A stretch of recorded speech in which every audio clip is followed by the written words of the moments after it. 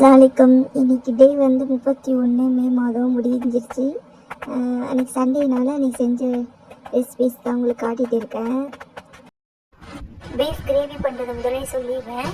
எண்ணெய், இஞ்சி பூண்டு வெங்காயம் நல்லா வதக்கிட்டு மசாலா நம்மக்கிட்ட என்ன மசாலா இருக்குது எல்லாத்தையும் போட்டுட்டு நம்ம வேக வச்ச தண்ணியையும் பீஃபையும் அதில் கொட்டி நல்லா சுண்டை விட்டுட்டு உப்பு போட்டால் ரெடி ஆகிடும். அந்த மெத்தடாக செஞ்சிருந்தேன்.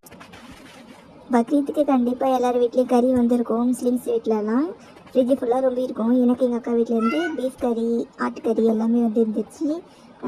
எப்பயுமே பிரியாணி சால்னான்னு வச்சா நம்ம கடுப்பாக இருக்கும்ல, அதனால் ரசம் வச்சு கிரேவி பண்ணியிருந்தேன். அதுதான் உங்களுக்கு வீடியோவாக காட்டியிருக்கேன். எனக்கு எப்பயுமே ரசம் வச்சா அதில் முட்டை தொட்டு சாப்பிட்றது ரொம்ப பிடிக்கும். அந்த டேஸ்ட் ரொம்ப ஒட்டிக்கிச்சு. அதனால் எப்போயுமே ரசம் வச்சு நான் முட்டை அவிச்சு வச்சுருப்பேன். எத்தனை பேருக்கு அந்த பிடிக்கும் சொல்லுங்கள். பீஃப் கிரேவி எப்படி இருக்குன்னு பார்த்து சொல்லுங்கள்.